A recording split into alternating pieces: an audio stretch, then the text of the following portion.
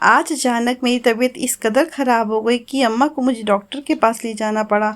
वहाँ जाके बाद जो हकीकत हमारे सामने आई तो मानो जैसे हम पर कयामत टूट पड़ी। मेरा नाम रुखसार है और मेरा ताल्लुक़ एक आम घराने से है, मतलब ना ज़्यादा अमीर और ना ज़्यादा ही गरीब। हम 2 बहनें और एक भाई हैं। मेरा भाई और मैं शादीशुदा है और जबकि छोटी बहन कुंवारी है। मेरी और भाई की शादी एक साथ हुई थी। हम दोनों अपने घरों में बहुत ही खुश थे। अचानक किसी की बुरी नज़र हमारे घर को लग गई।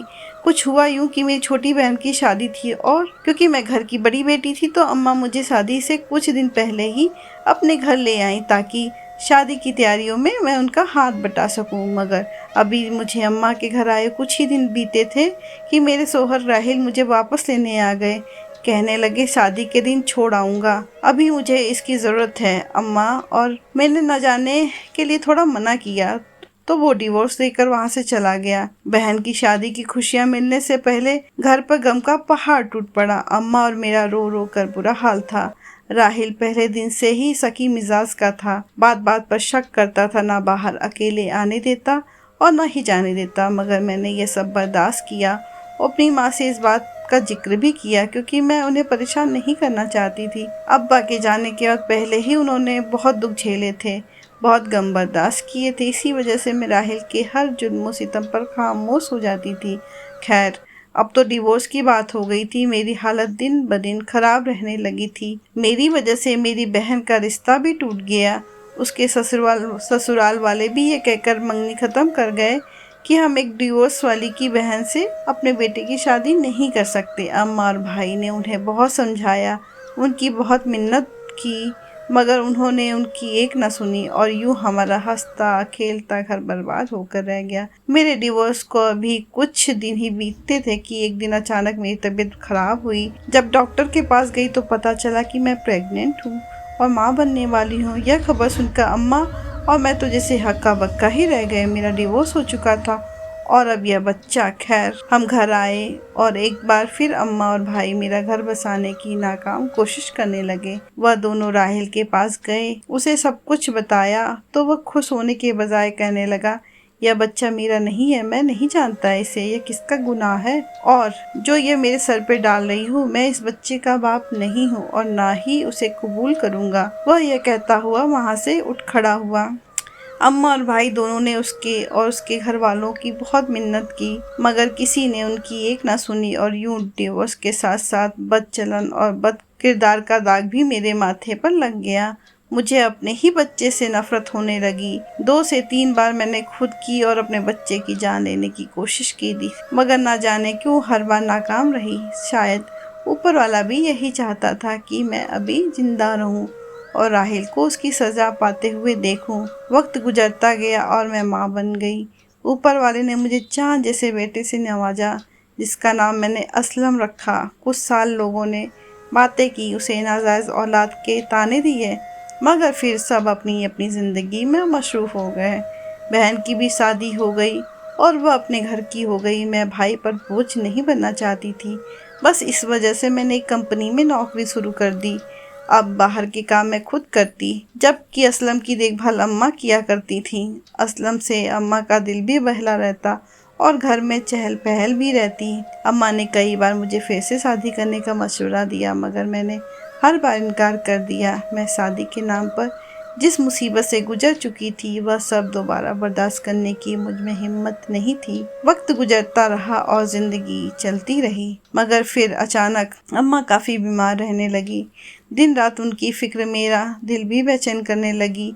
वह दिन रात बिस्तर पर पड़ी रहती और ऐसी हालत में मेरे लिए नौकरी पर जाना मुश्किल नहीं बल्कि नामुमकिन हो गया था। अम्मा बार बार कहने लगी कि तुम फिर से शादी कर लो और अपना घर बसा लो। उनका कहना था, अगर उन्हें कुछ हो गया तो मेरा सहारा कौन होगा? उनके जाने के बाद मेरा ख्याल कौन रखेगा? मेरी और असलम की देखभाल कौन करेगा? 2 बहन भाई तो अपनी ज़िंदगी में बहुत मशरूफ़ हो गए थे। उनके बार बार कहने पर मुझे दुख हो रहा था।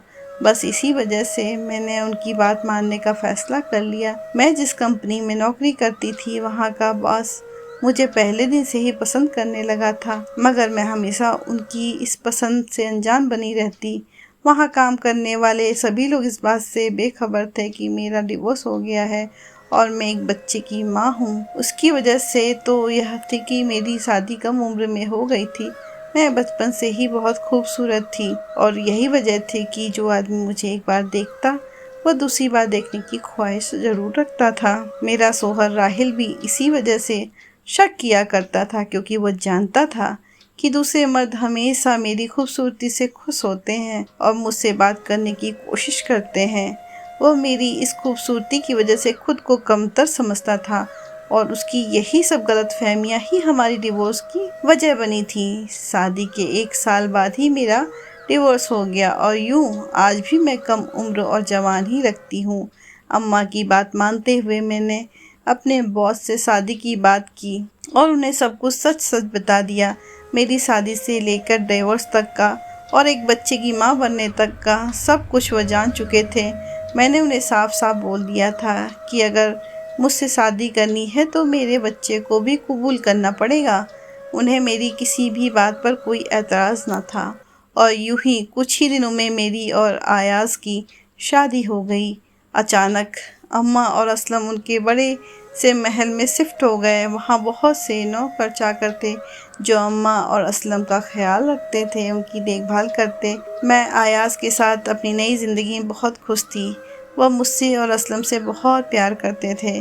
ज़िंदगी काफ़ी अच्छी गुजर रही थी कि कुछ महीने बाद ही अम्मा इस दुनिया से चली गईं। अम्मा के जाने के बाद अयाज़ मेरा और असलम का पहले से ज़्यादा ख्याल करने लगे। वक्त गुजरता गया और असलम बड़ा हो गया।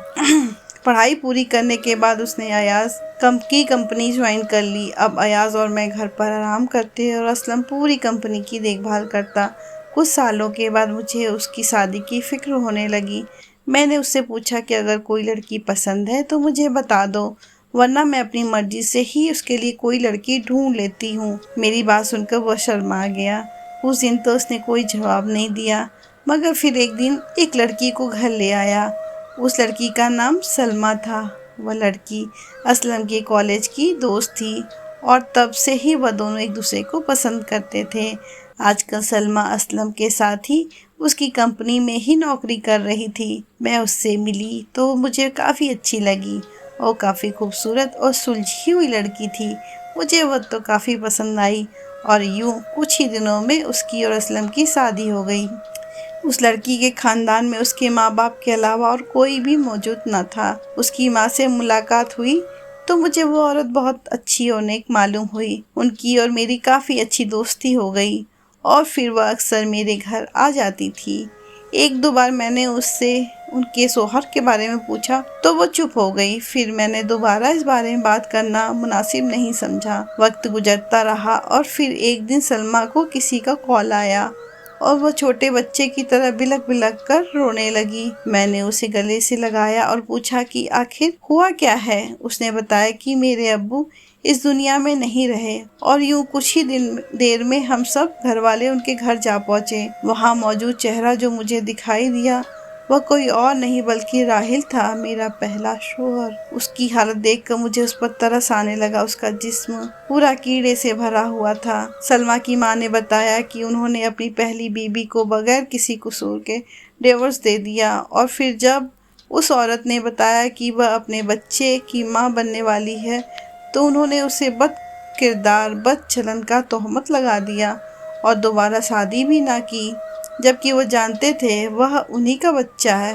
मैंने बहुत बार उनसे कहा कि वह जाकर अपनी पहली बीवी से अपने किए की माफ़ी मांग लो, मगर उन्होंने मेरी कभी कोई बात ना सुनी और आखिर ऊपर वाले ने उन्हें उनके किए की सज़ा दे दी। उनको एक ऐसी बीमारी हो गई थी जो किसी भी डॉक्टर के पास इलाज न था। आर्यू पिछले 6-7 सालों से यह इसी हाल में ज़िंदगी गुजारते रहे। कोई भी आदमी जब उनकी ये हालत देखता तो तरह तरह की बातें करता और यही वजह है कि आखिर तंग आकर हम लोगों ने मिलना जुलना बंद कर दिया। वह यह सब बातें कर कर खामोश हो गई थी, मगर मेरी आंखों से आंसू का एक समुद्र बह निकला था। मैं जान चुकी थी कि यह और किसी की नहीं बल्कि मेरी ही बद्दुआ ने राहिल का पीछा किया था। मैंने किसी को कुछ ना बताया और खामोशी से अपने घर आ गई। राहिल की हालत याद करके मुझे उस पर तरस आने लगा। मैंने ऊपर वाले से उसकी आत्मा की शांति की दुआ मांगी और मैंने उनके गुनाहों के लिए माफ़ कर दिया। इंसान जवानी के जोश में बहुत से गुनाह कर बैठता है, मगर उसका अंजाम क्या होगा उसके बारे में नहीं सोचता। मेरी बस यही इल्तिजा है आप सब लोगों से कि जो भी काम करने लगे उससे पहले उसके अंजाम के बारे में ज़रूर सोच लिया करें। उम्मीद करती हूँ आपको मेरी ये कहानी पसंद आई होगी। अगर आपको मेरी ये कहानी पसंद आई है तो वीडियो को लाइक करें, शेयर करें, चैनल को सब्सक्राइब कर लें। Thank you friends.